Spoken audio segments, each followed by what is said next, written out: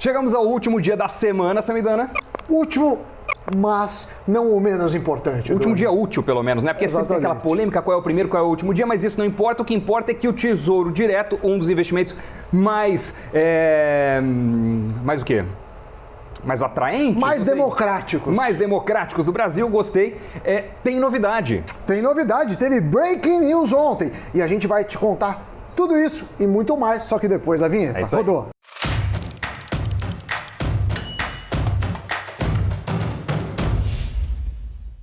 Muito bem, Samidana, justamente o Tesouro Direto, que é uma espécie de porta de entrada, que a gente fala muito a respeito dele. As pessoas que gostam de ter uma reserva de emergência colocam seus recursos ali no Tesouro Selic. Tem também as opções de investir em tesouro pré-fixado, em tesouro que segue o IPCA, a inflação, enfim, são várias opções. É um investimento muito utilizado no Brasil, tem uma segurança muito grande e é difícil você ver grandes novidades em um tipo tradicional, né, por assim dizer, de investimento. Mas sabemos novidades. Isso mesmo, amiguinhos e amiguinhas. O que aconteceu? Ontem, o senhor Tesouro Direto estava lá e estava fazendo contas. E aí ele resolveu, vamos dar uma mexida no mercado. Eles falaram que a partir de agosto, não de Deus, agosto, mês 8, vai ter taxa de custódia zerada. Taxa de custódia atualmente é 0,25% ao ano, vai ser zerada. Mas não é para todo mundo e nem é para qualquer tipo de investimento. Certo, Duane? Exatamente. É até 10 mil reais. Taxa de custódia, também conhecida como taxa de manutenção. Então, se você leu manutenção, falou, mas será que é custódia? Já estamos falando é a da mesma coisa. Passa a valer a partir do dia 1º de agosto, tá certo? Isso, então, tem uma redução de 0,25% ao ano, que era a taxa anterior, para zero. Isso no caso de investidores com estoque de até 10 mil reais no Tesouro Selic, que é o título público com correção atrelada ao juro básico da economia, certo? Exatamente. Qual que era o problema? Quando a Selic começou a cair, e deve continuar caindo, eu aqui, essa pessoinha que vos fala, começou a fazer as contas. Fazer as contas, porque o mundo é feito de números e pessoas. Eu, às vezes, gosto mais de números, às vezes, gosto mais de números. É assim. Oscila entre os dois. Oscila. Às vezes eu gosto muito mais de números, às vezes eu gosto um pouco mais de números, mas eu oscilo. Aí o que acontece? Eu fiz as contas. Quando, de 1 mês a 6 meses, porque o imposto de renda é decrescente em renda fixa no Tesouro Direto. Como é que funciona? De 0 a 6 meses é 22,5%. De 6 meses a 1 ano é 20%. De 1 ano a 2 anos é 17,5%. E depois de 2 anos é 15% e fica assim até lá. A famosa tabela regressiva. Regressiva da renda fixa. Agora, isso obviamente sobre o que rendeu. Muito bem. O que acontecia? Você, para menos de 1 mês, o Tesouro Direto ganhava, porque a poupança você só começa a ganhar quando vence o aniversário da caderneta. Então, para menos de 1 mês, o Tesouro era melhor. Mas de 1 mês a 6 meses, a poupança estava ganhando. Sim, estava ganhando o Tesouro.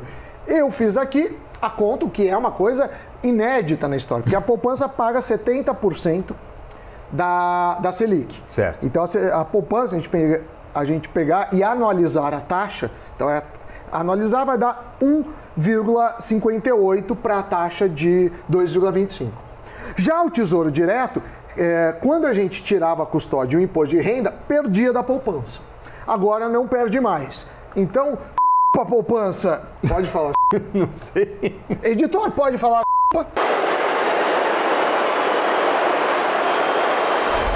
Então é isso que aconteceu, boa notícia, porque é um investimento de entrada, não faz sentido perder para a poupança. Lembrando que o Tesouro Direto tem um risco diferente da poupança. Na poupança, você empresta dinheiro para o banco, para a instituição financeira.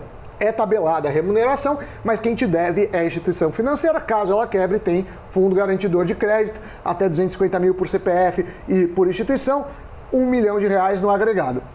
No Tesouro Direto, diferente, é o governo que te deve. O governo tem um risco menor que uma instituição financeira ainda com o selo do FGC. Por quê? Porque o governo pode emitir uma nova dívida para pagar a dívida anterior e pode também emitir papel. Aí você fala, mas se ele emitir papel, vai gerar inflação. É verdade, mas gera inflação para quem investiu e para quem não investiu no Tesouro. Então, se você vive no Brasil, se seu dinheiro está em reais, você respira esse risco do Tesouro. Por isso, muitas vezes a gente fala que é o risk-free, que é o ativo livre de risco brasileiro, que não é absolutamente livre de risco, mas em termos comparativos é. Exatamente. Falei pouco, mas falei mal.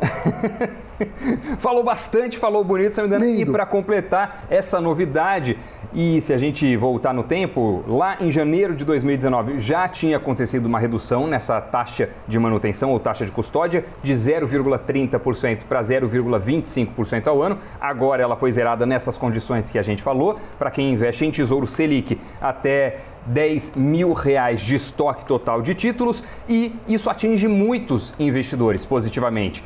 Basicamente, 1/3 dos investidores que aplicam seu dinheiro no Tesouro Direto ficarão completamente isentos da tarifa. E são, no total, 53% dos investidores que têm alguma parcela nesse tipo de aplicação e que, portanto, serão ou integralmente ou parcialmente beneficiados. 1/3, 100% de benefício, tá certo? Então, muito interessante isso, legal, trouxemos essa novidade. Bom, com isso, o Tesouro Direto passa a ficar novamente atrativo frente à poupança.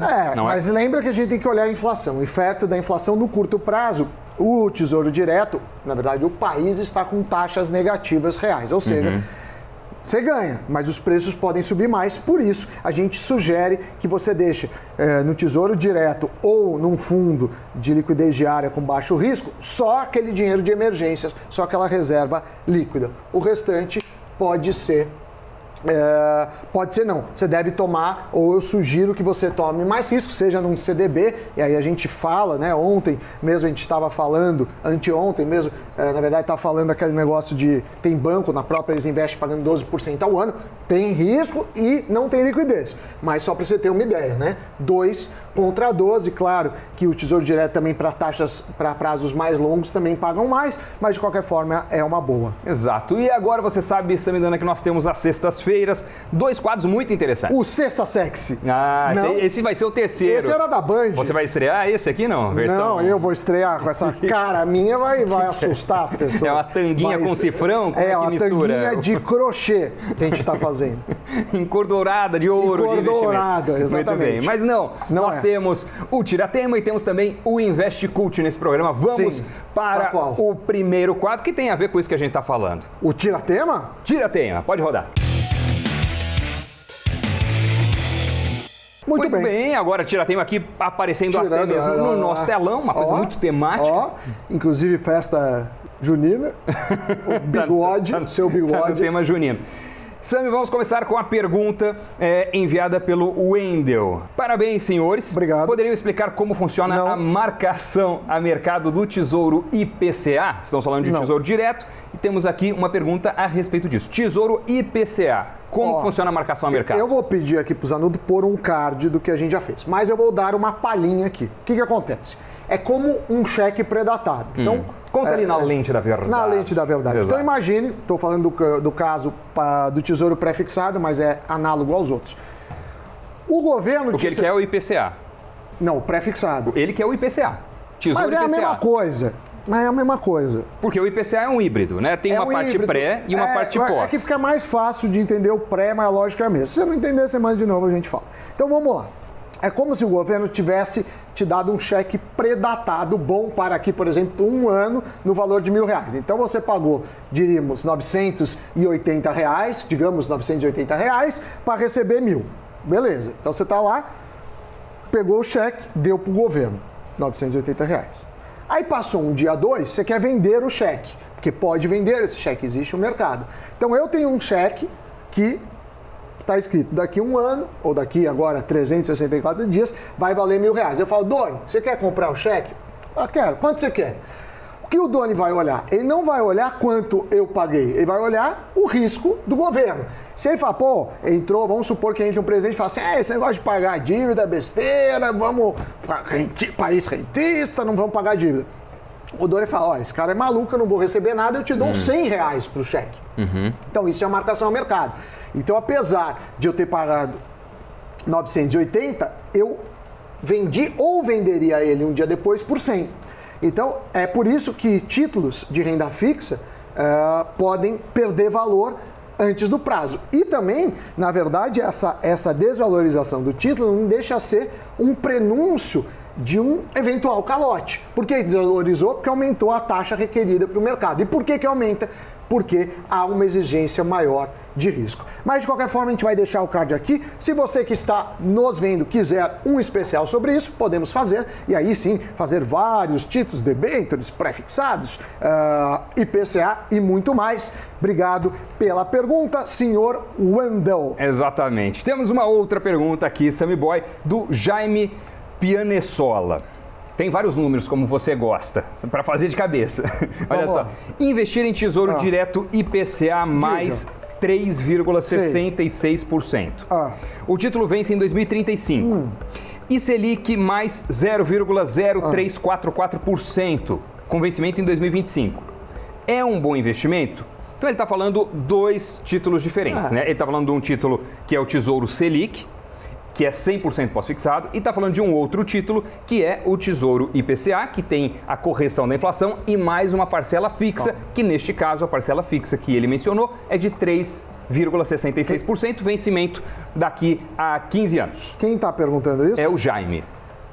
Querido Jaime, seguinte, por uma lei de não arbitragem, no mesmo prazo, a expectativa é a mesma. Pelo seguinte, se todo mundo achasse que o IPCA ia dar mais, o que ia acontecer? Ninguém ia ser boboca ou boboide para comprar um título e todo mundo compraria o IPCA. E se todo mundo fizer isso, o preço do título subirá. E se o preço do título subir, a taxa de retorno dele cai. Até que ponto? Até que ponto eles ficarem equivalentes. Então, é sempre a mesma ideia. Ou seja, se você falar qual que é a previsão, é que dê a mesma coisa. Porém, você tem algumas diferenças. Se você está preocupado com o seu poder de compra, o IPCA é melhor, porque ele garante o poder de compra, supondo que você vai ficar os 15 anos nisso. Se você vender antes, tem aquela questão da marcação ao mercado, você pode ganhar mais ou menos. O Selic não garante o poder de compra, não garante, e tem a variação da Selic dia a dia, que é um pouquinho, mas no caso de uma venda antecipada, é um título que praticamente não tem perda. Então você não precisa se preocupar disso. Então eu diria assim, se você tem os 15 anos, ou muito provável que você fique os 15 anos, e você está preocupado com a manutenção do poder de compra, o IPCA é melhor. Do contrário, Selicão. Mas a expectativa é a mesma por um argumento de não arbitragem. Muito bem. Samidana, a próxima pergunta da Neila Barbosa. Neila. Onde investe, Samidana, o maior e melhor dos investidores brasileiros? Eu não sou nem maior, nem melhor. Eu sou um cara meio da teoria moderna de carteiras. E o que diz a teoria moderna de carteiras? O quê? Isso.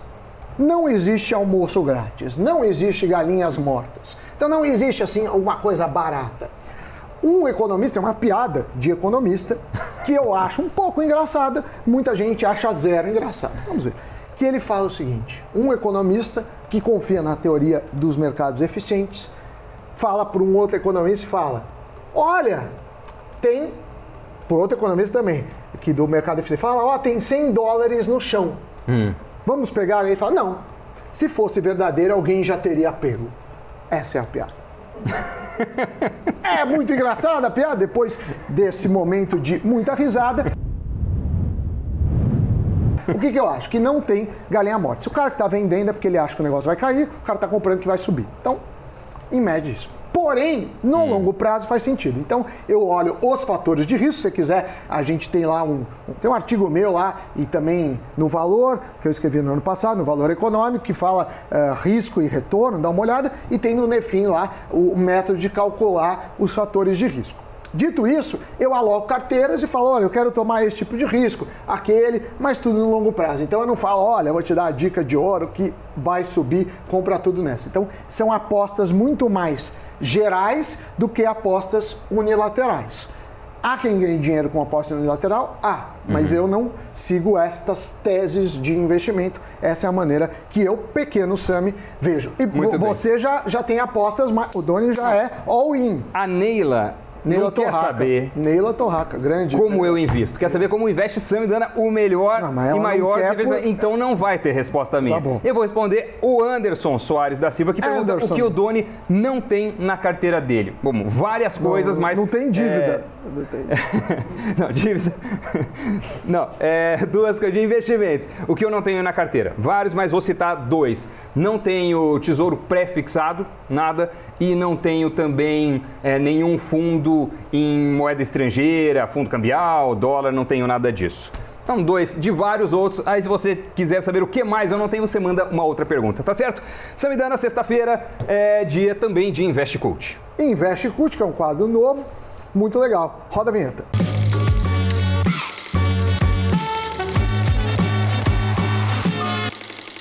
Muito bem, o que você escolheu para recomendar no Invest Cult, que é esse quadro que nós criamos para trazer sugestões, dicas de seriados, de filmes, de livros que nós lemos ou assistimos ou acompanhamos ou ouvimos falar e que tem alguma coisa a ver com investimentos, que podem trazer algum insight para você ao longo do fim de semana. Sabe o que você escolheu? Olha, tem uma série que foi muito aclamada, já está acho que na quinta temporada, que chama Silicon Valley. É um seriado que conta a história de 6 programadores que tentam construir uma carreira lá no berço das startups, que é o Vale do Silício, na Califórnia, Silicon Valley. A série estreou em 2014, uma série da HBO, e também tem alguns famosos que gostam da série. Bill Gates disse que é uma das poucas obras da cultura pop que retrata de forma realista a comunidade de tecnologia do Vale do Silício.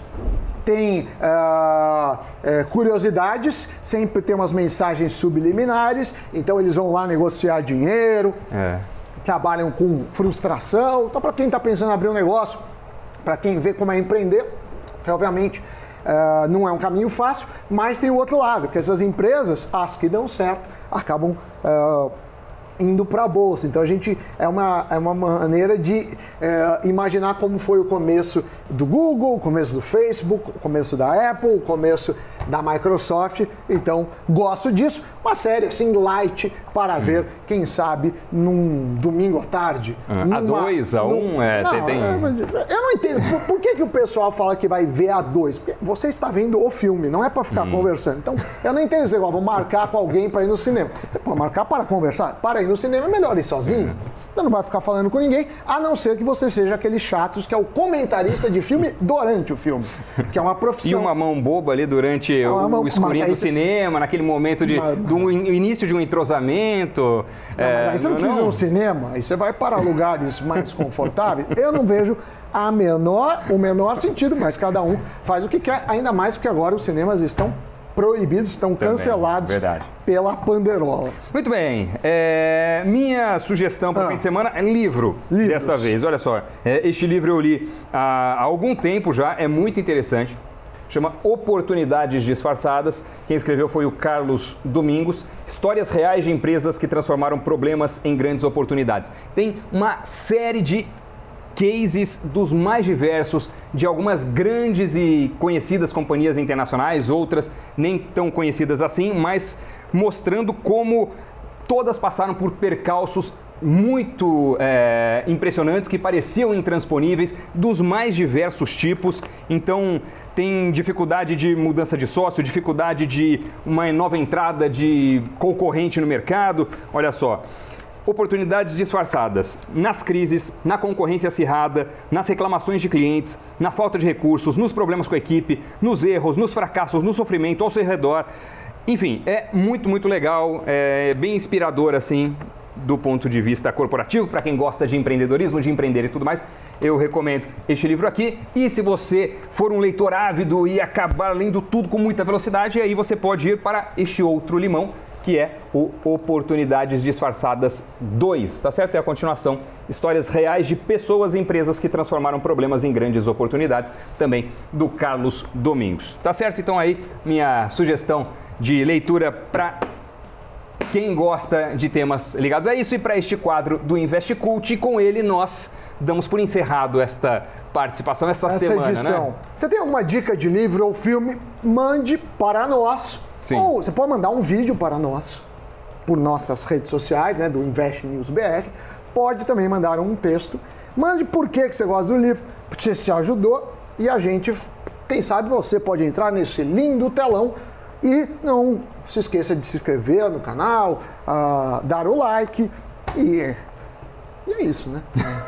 E é isso, manda mesmo, hein? A gente está esperando aqui. Vamos ver se vem alguma sugestão interessante na próxima semana. Fechado? Valeu. Sextou. Tchau, tchau.